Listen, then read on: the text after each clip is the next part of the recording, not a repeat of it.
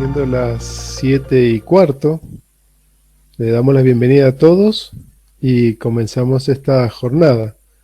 La idea hoy es compartir con ustedes qué es la sociedad teosófica, tener como una pequeña idea, sobre todo la gente que se acerca por primera vez o por ahí, eh, tener una idea de que es una institución que no ha sido creada recientemente. Ya vamos a cumplir dentro de poco 150 años. Y después vamos a hablar de qué es la teosofía. ¿M? Pero previo, vamos a hacer una pequeña, vamos a simplemente a respirar, a quietarnos, como para todos poder entrar un poquito como en el mismo nivel, y siempre el hecho de respirar como que nos trae al aquí y al ahora. Entonces, bueno, esa va a ser la idea.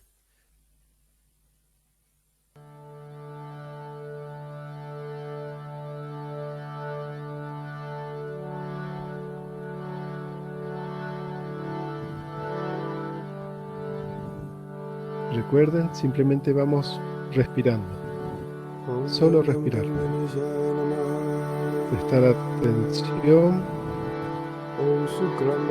a nuestra inspiración y expiración. Solo tomar conciencia. Om Namo Bhagavate Anjaneyaya Mahabharaya Swaha Om Ramaya Ramachandraya Ramabhadraya Virasi Raghunataya Mitaya Sitaya Pataya Namaha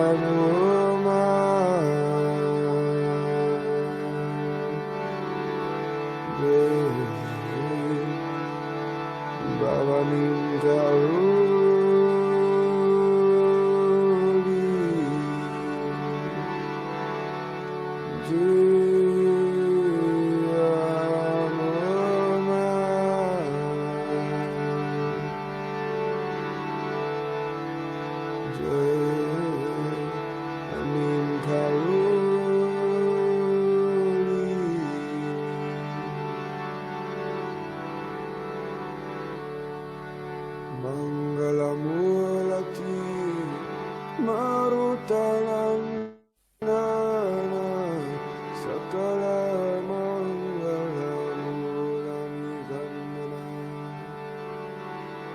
Mangalamulati Marutanandana Sakala Mangalamulani Gandana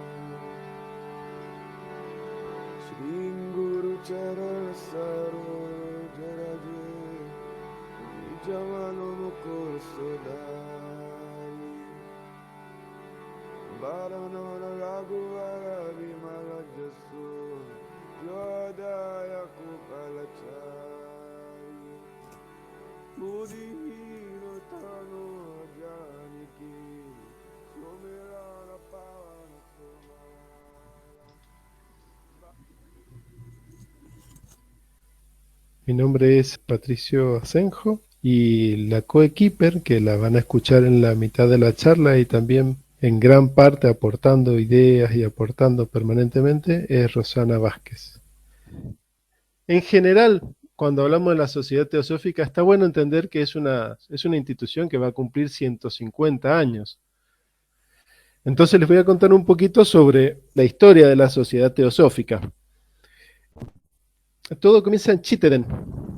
En Chittenden hay una granja que era famosa por el 1870, por ahí, y esa granja se producían fenómenos de tipo espiritistas. Entonces, ni más ni menos que el personaje que está aquí a la izquierda, que lo conocemos como el coronel Olcott, que en las fotos siempre aparece con una barba blanca muy grande, y la señora que está a la derecha es la señora Blavatsky.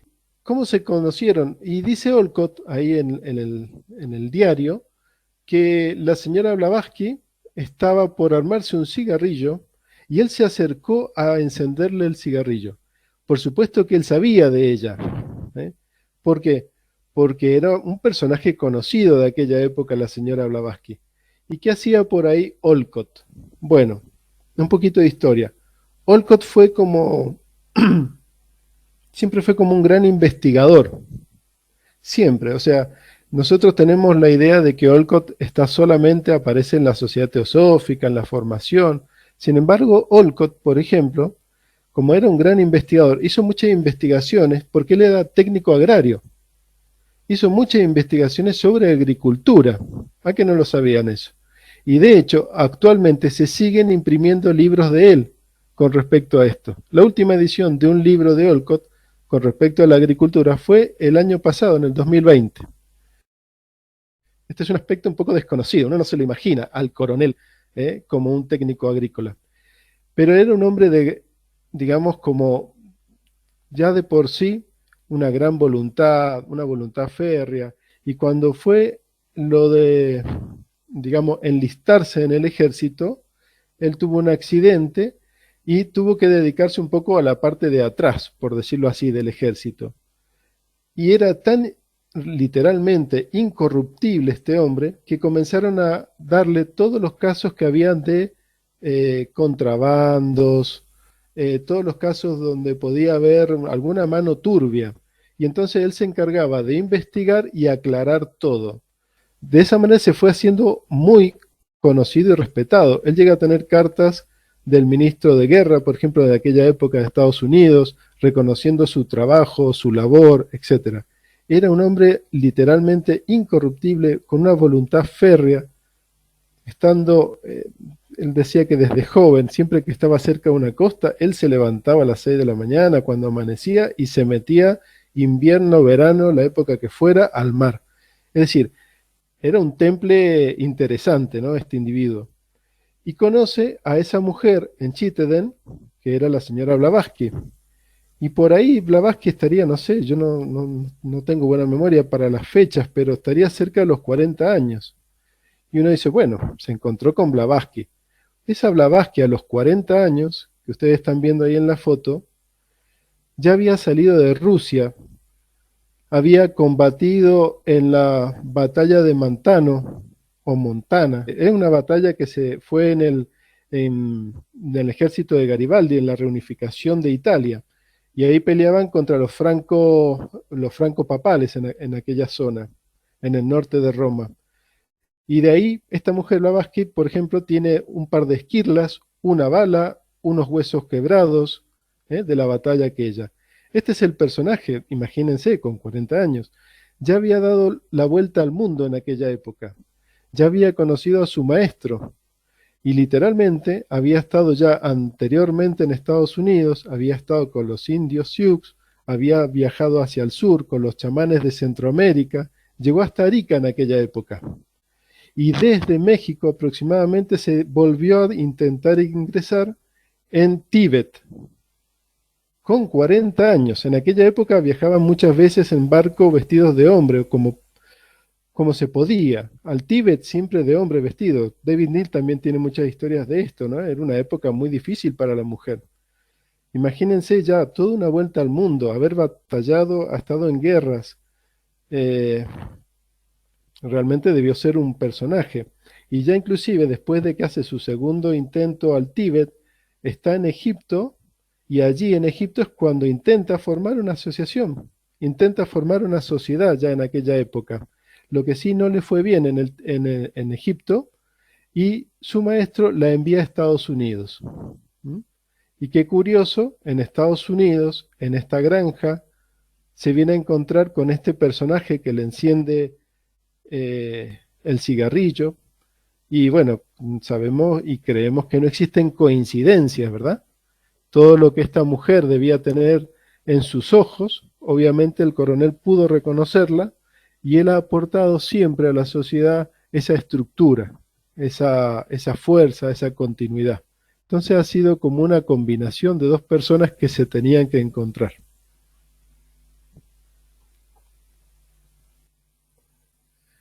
Tal es así que luego en Nueva York, en 1875, Nueva York está hacia abajo, hacia el sur de Chittenden, se encuentran, en esa época había como pequeños grupos que daban charlas, y una de las charlas la daba el señor Felt, que aparece ahí, fue uno de los firmantes de la primera vez que se formó la Sociedad Teosófica, el primer acta. Y el señor Felt iba a hablar en esa oportunidad sobre los cánones egipcios. Una charla que debió ser muy interesante porque fue mucha gente. Y en esa charla fue cuando decidieron formar una sociedad. ¿Mm? Y estaba presente Olcott, y estaba presente Blavatsky, y estaba presente el señor Judge. El señor Judge continuó en la Sociedad Teosófica y de hecho fue el, digamos, el jefe de la sección de Estados Unidos hasta el día de su muerte. O sea que no solamente fue Olcott y Blavatsky, hubieron muchas personas que intervinieron en la formación de la Sociedad Teosófica. Entre ellos también estaba Charles Sotheran. Este hombre era bibliotecario en Nueva York y es probable, y de hecho lo hizo, contribuyó mucho con Isis sin velo, pero no contribuyó con el texto, sino que le aportaba las citas y la bibliografía que aportaba Blavatsky. Isis sin velo son 3 tomitos, más o menos tienen 500 páginas cada tomo, y casi hay una cita por hoja, 1500 citas. Blavatsky en esa época, cuando tenía que escribir, tenía que apoyarse mucho en las filosofías, en todo lo que había escrito, porque bueno, el público en sí de Estados Unidos era muy exigente en aquella época. Isis sin velo, recuerden que fue un bestseller, ¿no? Precedía literalmente a Blavatsky. Blavatsky cuando va a la India ya se había publicado Isis sin velo y cuando la van a recibir, la reciben como la escritora de Isis sin velo. Entonces fíjense los personajes que había, muchos de estos también eran masones, ¿eh? De los 15, probablemente 10 habían estado o pertenecían a la masonería. Entonces, estos son los orígenes de la sociedad teosófica. Fue un evento. Esto que aparece aquí es un manuscrito, no es el acta original, pero es bonito, ¿verdad? Da como una idea de antiguo. El que fue el secretario, el que fue el que firmó primero fue Judge. ¿Eh? Judge era un irlandés que llegó unos 10 años antes a Nueva York. Era un abogado. Él estuvo muy, muy, pero muy cercano a Olcott y Blavatsky. Se escribían frecuentemente y Judge se escribía también con Damodar, un teósofo de la primera época. Y era muy bonito porque Judge era muy cercano a nosotros en el sentido de que era, bueno, a mí por lo menos, tal vez a no todos, pero era un hombre que tenía una familia, que tenía un trabajo y que tenía que congeniar todo lo que él vivía con todo lo que estaba viendo y vislumbrando de la teosofía. Entonces sus cartas son muy interesantes realmente. Bueno, avanzamos un poquito más. Siempre que uno habla de la historia de la sociedad teosófica, o por lo menos tener un vislumbre, una idea de aquella época, es bueno hacer algo que Mircea Eliade le llamaba hermenéutica. La hermenéutica es saber qué es lo que sucedía en aquella época. ¿No? Entonces, cuando uno lee un libro de un determinado autor, siempre es interesante saber cuál era el contexto que había cercano a ese autor en aquella época, porque eso siempre nos abre más las posibilidades de comprensión. Y yo les cuento. El 17 de septiembre de 1859 nació William H. McCarthy. Es decir, que cuando se fundó la Sociedad Teosófica, este tendría unos 16 años. Y la pregunta es, ¿alguien sabe quién es William McCarthy? Sin embargo, este personaje se hicieron inclusive muchas películas de él. Tenía 16 años cuando se fundó la Sociedad Teosófica. Fíjense quién era. El famoso Billy the Kid. Esto es hacer un poco de historia. Mientras que en Nueva York estaban dando una charla de los cánones egipcios, en el oeste literalmente estaban a los tiros. ¿Eh? Billy the Kid, el famoso Billy the Kid. Fíjense contextualmente, ¿no? Qué diferencias entre el este y el oeste americano. Pero es interesante entender eso, ¿no? De cómo pueden haber tantos universos en un universo.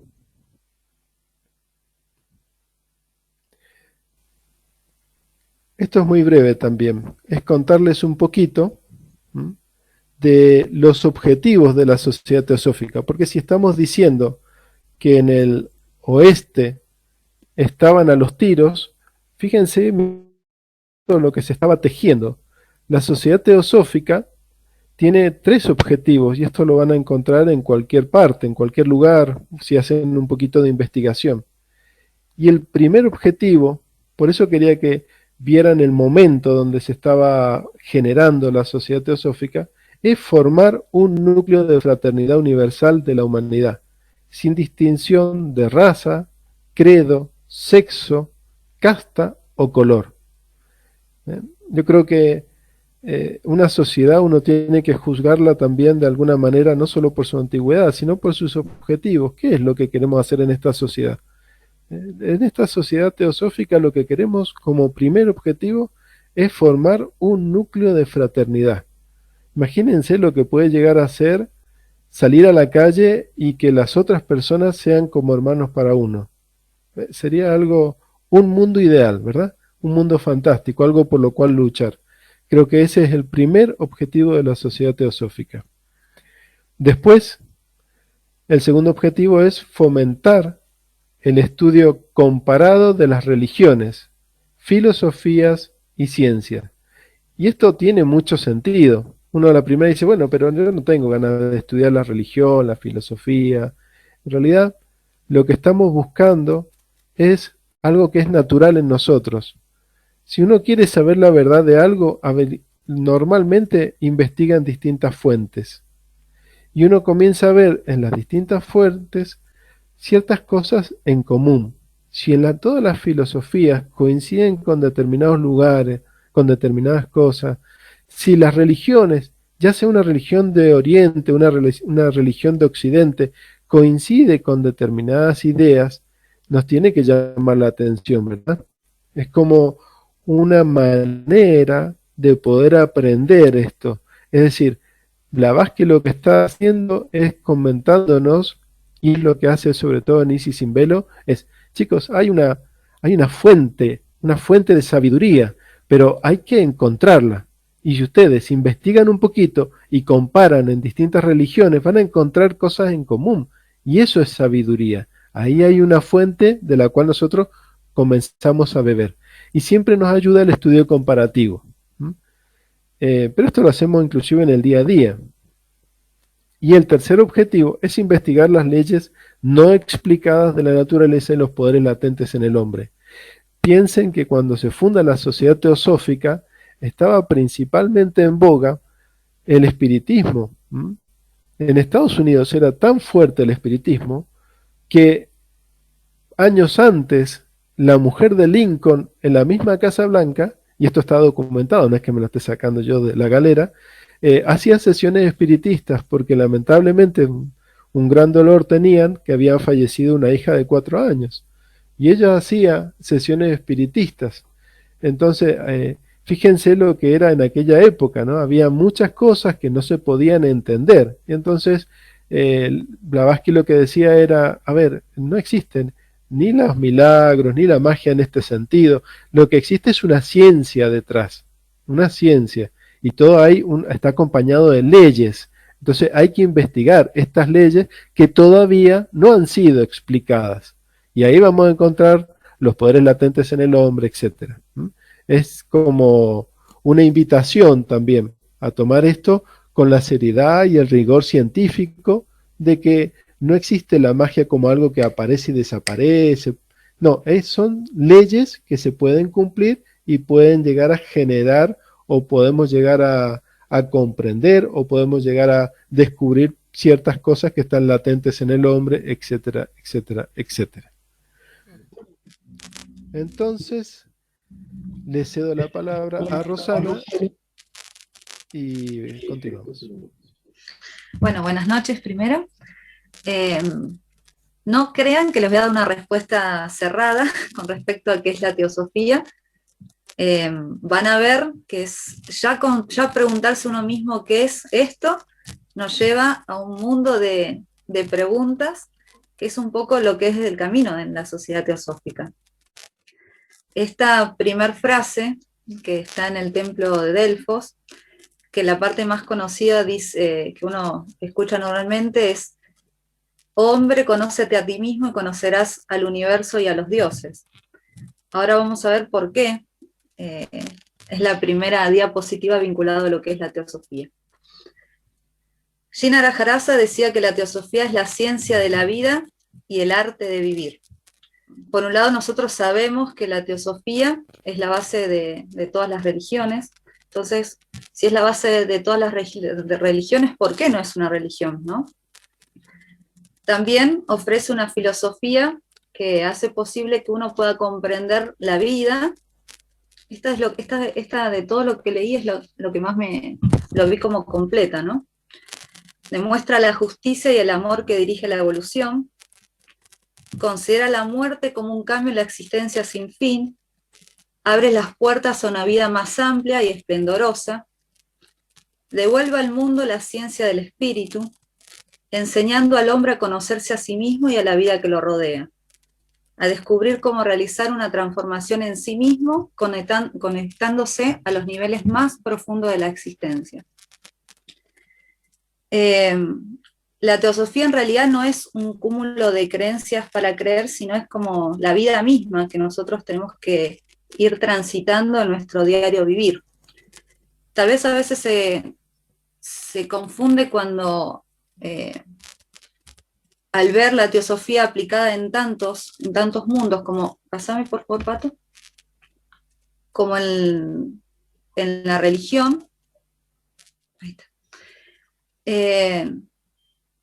¿Por qué? Volvemos a lo mismo. Porque este es un camino que nos lleva a un proceso de autodescubrimiento y porque no se vincula solamente a una religión.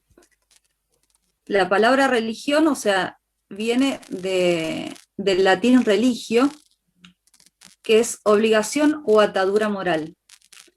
El camino de la teosofía es un camino de la libertad, por eso si nosotros vemos, bueno, como comentaba Patricio, Isis sin velos, la doctrina secreta, en realidad lo que se trabaja es en mostrar un camino, pero siempre efectuando esta comparación de miradas. Pero es muy importante que nosotros continuemos esta búsqueda de manera constante. Por eso mismo está la existencia, por eso estamos en este plan. Cuando nosotros comentamos que no es una filosofía, y es mucho más fácil tal vez comprenderlo ahora, en donde la filosofía se centra mucho en la razón y continúa este fragmentar al ser humano. La teosofía busca que nosotros trabajemos, obviamente, a través de la razón, pero despertando la intuición. Y cuando el término intuición aparece constantemente, y digo, bueno, ¿qué significará, no? ¿Cuál será su origen? ¿Cuál será el origen de esta palabra? Proviene del verbo intueri, de latín, que está dividido en dos: in, que significa un camino hacia el interior, y tueri, contemplar o proteger. O sea, que de alguna manera nosotros nos vinculamos con la existencia, o con este camino al conocer la verdad, que es un poco el objetivo de la teosofía, pero con esta visión de mirar hacia afuera, pero mirando hacia adentro, ¿sí? Entonces, cuando nosotros nos centramos en por qué no es ciencia, ¿no? ¿Por qué la teosofía tampoco se puede encauzar meramente en la ciencia? La ciencia en realidad estudia de una manera objetiva, o trata de ser objetiva a través de métodos observables, leyes que se pueden aplicar normalmente a ciertos ámbitos, ¿sí? Pero me pareció muy bonita esta parte donde dice que en realidad nosotros lo que dejamos de lado en la ciencia es el misterio que existe dentro nuestro. En realidad, ¿qué nos lleva a nosotros, como ya sea a través del camino de una religión, de una filosofía o de la ciencia? Este preguntar, ¿no? Este movimiento, ¿sí? Todo lo que está vivo se mueve y también se mueve a través de nuestros pensamientos, a través de nuestras dudas. Jasper, un filósofo, decía que los que nos lleva a filosofar son las situaciones límites, esas cosas que meramente con la razón no pueden ser entendibles, tampoco solamente con las emociones. Entonces la teosofía invita a todos nosotros a tener una mirada integral de la existencia de uno, del otro, de la deidad, y que a la vez sea del camino de la libertad. No sé cómo es la experiencia de ustedes, qué los llevó a estar presente, por ejemplo, en estas charlas, pero todos tenemos esa búsqueda. Y por lo menos en mi camino personal, esas verdades minúsculas, no verdades mayúsculas, fueron transformándose según mi experiencia, según mi caminar y transitar por esta vida. Y es como una cebolla, ¿sí? Donde uno cada vez ingresa a un mundo más complejo y rico, pero que siempre depende del seguimiento que uno le dé a buscar esas verdades. Y no fraccionándonos, no, o sea, cada uno tiene su metodología de trabajo, ¿no? Pero no descuidar, no yéndonos al mundo de la ciencia y alimentar meramente la mente, porque a veces llega un momento en que se hace incomprensible.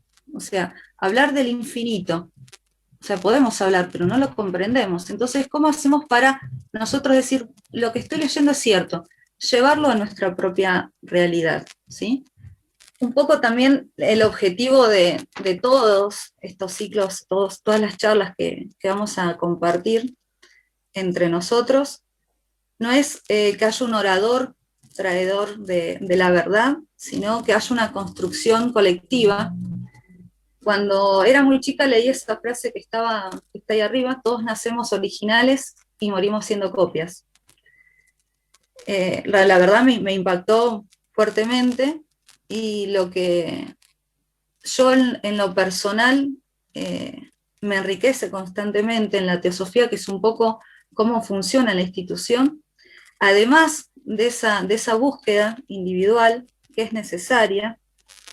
Por eso acá en uno de los propósitos siempre se resalta como también como los objetivos el respeto, la reverencia y la compasión hacia todos y hacia las creencias que cada uno tiene. O sea, cada uno tiene sus tiempos y tiene su mirada única, que al compartirlos entre todos genera esta riqueza, que es un poco el objetivo de traer estos temas, ¿no? O sea, ¿qué es la teosofía? La teosofía es la vida misma, ¿no?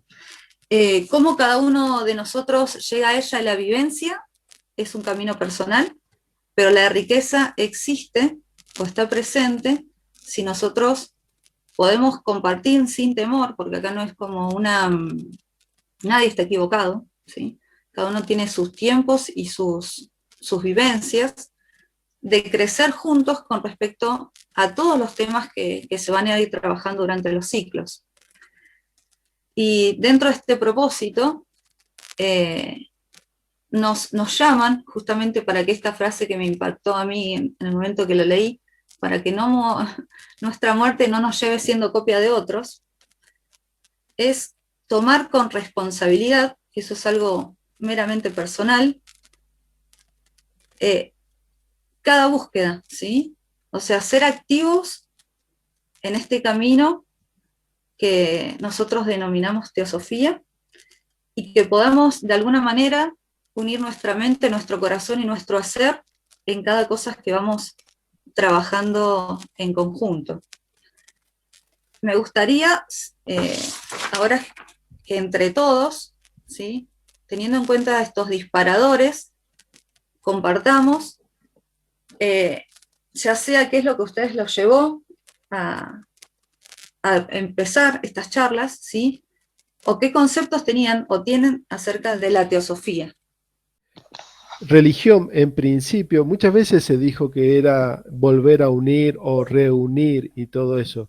Lo que pasa es que aparentemente en latín no es tan correcta esa acepción.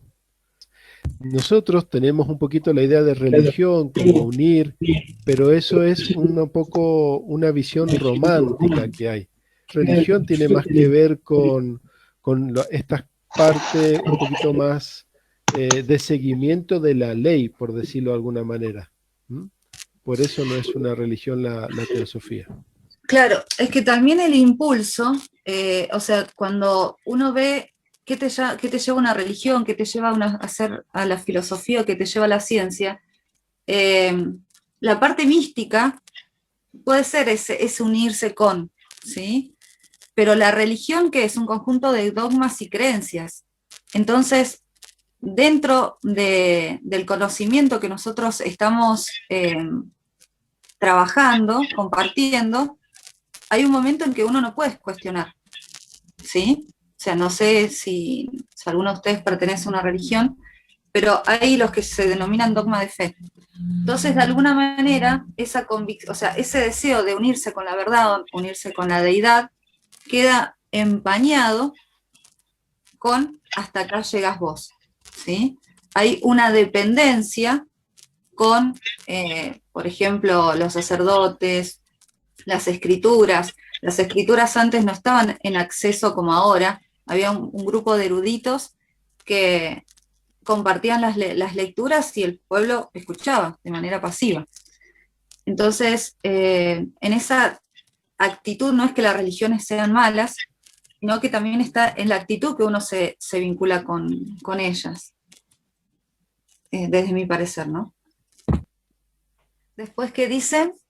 Alberto dice, el hombre libre es el que sabe llevar sus cadenas, de Gibran.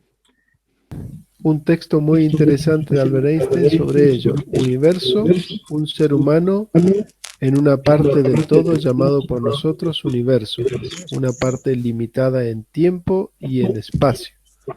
Él se experimenta a sí mismo sus pensamientos y sensaciones como algo separado del resto, una especie de ilusión óptica de su conciencia. Esta ilusión es una especie de prisión para nosotros, que nos restringe a nuestros deseos personales y al afecto por unas cuantas personas cercanas a nosotros. Nuestra tarea debe ser liberarnos de esta prisión al ampliar nuestro círculo de compasión para abrazar a todas las criaturas vivientes y a toda la naturaleza en su belleza. Nadie es capaz de lograr esto por completo, pero el esfuerzo por, y continúa seguramente el texto, ¿no? Es una cita donde él hace una referencia muy interesante. ¿Alguien tiene Eh, alguna pregunta? ¿Cómo estamos con eso? no, yo quería decir algo sobre esto. Aparte de que está muy interesante esta plática, estoy pensando en que cualquier creencia en la que comenzamos a creer puede terminar en un dogma. Nosotros podemos dogmatizarnos, incluso quienes amamos la sociedad teosófica, es un dogma elegido, tal vez salido de religiones tradicionales, pero un dogma consciente de un sendero a seguir. En mi caso, excelente, en otros puede ser dudoso, y estamos siendo duales cuando hablamos de religión, cuando hablamos de creencia, cuando hablamos de sentimiento, ya que el hombre de alguna manera viene a buscar, a elegir y a comprender. Creo que creer, la palabra creer en algo, cuando comenzamos a creer, empezamos a generar un dogma inconsciente hasta que felizmente se hace conciencia con ese C, en una reacción lógica propia en la búsqueda del momento, porque después podemos evolucionar, sí o no, y podemos cambiar y volver a elegir. La libertad consiste en la palabra comprensión y elección constante, porque no somos iguales, creo. Nada afirmo porque no soy afirmante ni conmigo, pero cada creencia que agregamos y afirmamos, creer en eso es un dogma. Yo no sé quién dijo, si estás seguro que existe Dios, entonces no busques más nada. Eso quería decir. Gracias, Silvia. Muy bien. Cuando uno plantea, digamos, la teosofía como un arte de la vida, el arte está imbuido de subjetividad. Y en base, y la conciencia de cada uno va buscando una metodología adecuada. ¿Por qué digo esto? Porque la ciencia trabaja sobre hipótesis y puede avanzar, pero también puede ser dogmática. La filosofía puede ser amor a la filosofía, pero también puede ser dogmática. Y la religión puede ser dogmática, pero también puede ser científica y puede ser filosófica. Entonces, depende del modo como nos vamos encarando, porque, por ejemplo, la ciencia vende mucho en este momento, pero sin embargo, corta las interrelaciones que existen, supongamos, con el virus, con la falta de respeto a la tierra, con lo ecológico, con que todo es una unidad, y eso no se considera. Por eso que hasta que estas tres cuestiones no se vinculen y el hombre desde su subjetividad no sea fraterno, porque la fraternidad es lo que nos da libertad para no atarnos a dogmas por intereses. Es todo. Muy bien. Sí, Michelle, tenía la mano levantada. Sí, muchas gracias. Buenas tardes, casi noches desde Ecuador. Gracias por la invitación. Sí, yo quería solamente topar 2 puntos ahí. La cuestión de la etimología de las palabras, pienso que no podemos tomarla subjetivamente. O sea, si es que la etimología dice eso es porque se forma desde una raíz, ¿no? Una palabra se origina de unas o varias raíces y ese es su sentido. Inclusive desde la vibración que tiene la misma palabra, ¿no? Entonces, es que nosotros decimos que religare puede o no puede ser lo que sea, estamos como tergiversando una vibración y un origen. Nosotros que somos buscadores de la verdad eterna, eternos buscadores de la verdad, pues tenemos que ver bien de cómo sacamos la información, esa es una cosa, ¿no es cierto? Y en cuanto a los dogmas, es muy bueno tener dogmas, ¿sí? Lo que es malo realmente es caer en el dogmatismo. Entonces los dogmas nos ayudan a construir entre nosotros y nosotras para alcanzar realmente un templo social, ¿ya? Pero si caemos en el dogmatismo, yo creo que esa es la diferencia que por lo menos aquí en mi país falta explicar mucho, ¿no? ¿Cuál es la diferencia entre tener un dogma, que es algo que yo puedo defender con fundamentos, siempre y cuando pueda escuchar a la otra persona y si la otra persona me da fundamentos mayores, puedo aceptar y no caer en el dogmatismo de decir, bueno, es que yo creo esto y esto es, ¿no? Entonces, es súper difícil como no romper este hilo de tengo mi dogma, pero no soy dogmática, y respetar lo que dice la otra persona sin escudarme en este es mi pensamiento y esta es mi palabra y eso. Nada más, eso es lo que quería decir. Gracias. Muchas gracias, Michelle. Me gustaría aclarar así muy sucintamente lo que planteaba antes. Las dos acepciones, o sea, los dos orígenes son muy discutidos. Uno es religo y el otro es religare. Y las dos tienen esa composición diferente que te comentaba, que uno está orientado a cómo veían la religión desde el punto de vista de dogma, desde el punto de vista de estructura, de organización, si se quiere, y la otra, la religare, está orientada a cómo sería la religión desde el punto de vista interno. Pero las dos acepciones están vigentes, pero bueno, es solo, digamos, yo comento lo que está en las cuestiones filosóficas que se han discutido. Después uno puede, sí, subjetivamente coincidir más con una que con otra. Nada más, no sé si Pato o Rosana quieren agregar algo. No, está bien. Seguimos. María Alicia dice en el chat, dice, no hay dogmas en la teosofía, ya lo expresó su fundadora, citando el credo de Buda, no creáis nada porque lo afirman los maestros, etc. Ese es el texto que habla de sed lámparas de vosotros mismos, ¿verdad? Y termina diciendo, cree en aquello que está acompañado de tu experiencia. Todo está sujeto a investigación y nuevas comprensiones. En cuanto a la sociedad teosófica, la teosofía, como decíamos, tenemos que ir un poquito más.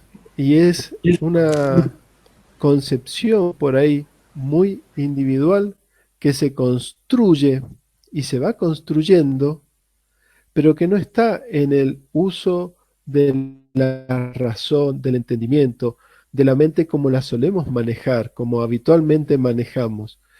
Lo que a nosotros nos va a ir enriqueciendo y vamos a ir utilizando esto que llamamos teosofía, es algo que está un poquito más allá, donde a veces las palabras, aún las palabras, son solamente el lugar donde nosotros aprovechamos o nos damos el impulso para saltar hacia ese otro aspecto que buscamos.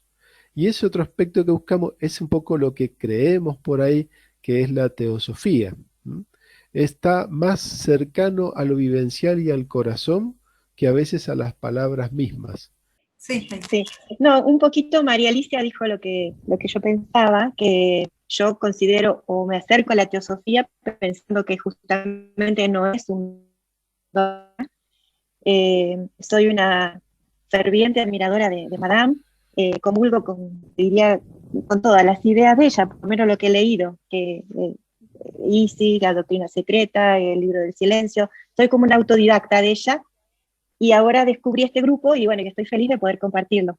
Pero pienso que no es dogmática, o sea, no me acercaría a algo que es dogmático, y sí coincido también con esta postura budista de poner en duda todo lo que no podamos experienciar, digamos, no quiere decir que lo neguemos, sino solo ponerlo en duda. Pero Madame, una de las cosas que decía que la filología nos iba a aclarar, entonces un poco pensando en eso, pienso que es importante, sí, la etimología, porque a partir de ahí podemos ver las coincidencias o no entre distintos pensamientos. Eso nada más. Gracias. Muy bien. Lourdes ha levantado la mano. Hola, buenas noches. Sí. ¿Sí? No, un Sí. poco la pregunta que, digo, volviendo a la pregunta, era porque uno se había acercado un poco al grupo y demás. Creo que, bueno, en mi caso en particular, yo hace tiempo que estoy como interesada en acercarme a los contenidos que tienen que ver con Madame Blavatsky. Bueno, he leído algunas cosas y demás. Tuve contacto con una persona que estuvo en la teosofía y siempre me llamó la atención su aplomo y su conocimiento y, bueno, otras características que no pude encontrar en otras personas. Entonces también eso me llamó la atención. Pero respecto a todo lo otro que han estado diciendo, me parece que a veces estos espacios lo que abren y lo que generan es un poco ordenar el camino. A veces uno viene, bueno, leo un poco esto, voy acá, voy allá, y en estos espacios ese camino de algún modo se ordena. Y bueno, me parece que eso es lo bueno. Siempre y cuando se ejerza todo con libertad y uno pueda hacerlo ejerciendo su libertad y respetando al otro, todos los caminos son agradables de transitar y llegan a buen puerto. Así que creo que esa debe ser la manera. Ese es mi aporte. Muy lindo, gracias. Es una enorme satisfacción haberlos escuchado a todos porque no estoy en desacuerdo con nadie, todos aportaron algo, pero me abrió un pensamiento y una pregunta. Tenemos miedo a la palabra dogma, porque en realidad el dogma no es malo si tenemos libertad de elección y experiencia.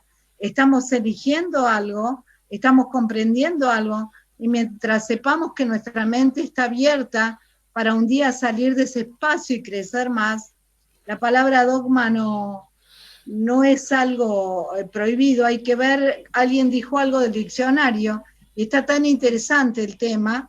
Alguien dijo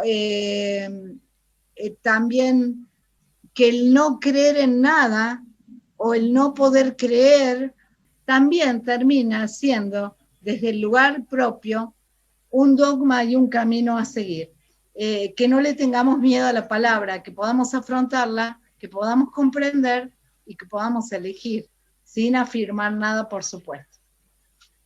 Gracias, Silvia. Patricio, me parece interesante todas las opiniones, me gusta porque es muy enriquecedor escucharlos a todos. Yo quería aportar, está bien, le tenemos miedo al dogma, a veces le tenemos miedo también a esta palabra libertad de pensamiento, ¿no? Puede suceder. Entonces, yo creo que lo que nos permite crecer y construirnos es poder pensar con la mayor libertad posible. Y eso a veces es relativo, porque nuestra mente, estamos condicionados por distintas ideas. A veces son ideas familiares, a veces son ideas sociales, que no nos damos cuenta que las tenemos y que nos están condicionando nuestro pensar. Por eso es muy interesante poder observarnos, poder observar cómo pensamos, ¿eh? Y darnos cuenta de eso. Y no tener miedo a indagar. Y cuando algo se nos presenta como ideas distintas o opuestas, no querer dar un cierre a todo eso, abrir y seguir indagando, seguir trabajando con nuestra mente. Y eso nos va a dar discernimiento y crecimiento. Eso nada más. Perdón que esto lo vinculo a nuestra historia como seres humanos. En la niñez, que en muchas escrituras se dice que nosotros siempre tenemos que ser como niños, no se nos exige un conocimiento cerrado. Entonces el niño está constantemente en ese descubrir la existencia, descubrirse a sí mismo, descubrir al otro, pero uno de los conceptos sociales es que cuando sos adulto tenés que saber. Y en realidad creo que morimos desconociendo millones de cosas, porque es real que hay cosas que yo en mí personalmente no puedo negar la existencia de Dios, pero no porque lo tenga en mi mente, sino porque cada célula de mi cuerpo considera que eso es así. Obviamente que estoy abierta a escuchar a otras personas y respeto mucho las miradas y la percepción del otro. Entonces, si yo me pongo a decir, entonces vos, ¿eso es un dogma para vos? Y dependiendo el concepto que uno utilice, podría decir, y sí, es un dogma, porque yo no tengo duda de la existencia de un ser o algo superior, ¿sí? No tengo duda de la evolución, pero no es porque mi mente de alguna manera lo comprendió, no, mi mente no lo puede comprender. Todo mi ser lo vibra de esa manera. Entonces, a veces es ir encontrando en el diario vivir, seguir siendo niños y seguir descubriendo y prestar atención a esas cosas que nos resuenan, como uno vulgarmente dice, en el alma.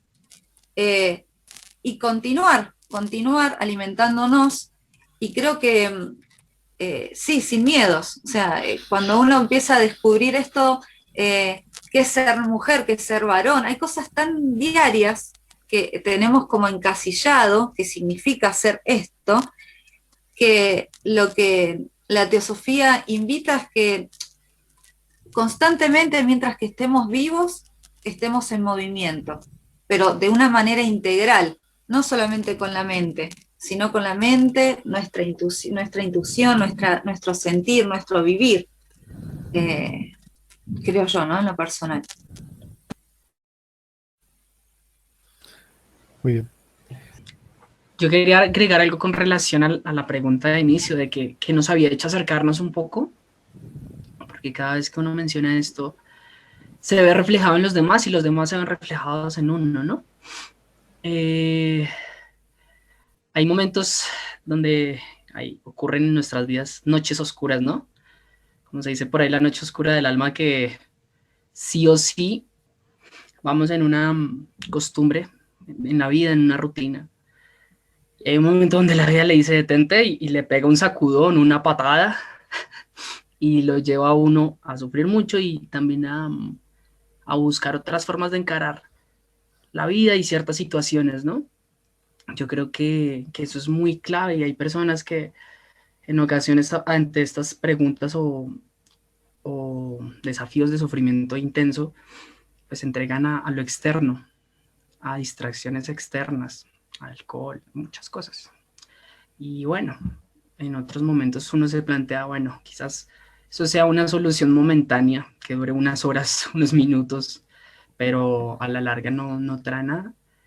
Y bueno, siento yo que de pronto por este camino hay una solución muchísimo más perdurable y más larga y más difícil, eso sí también, a decir verdad.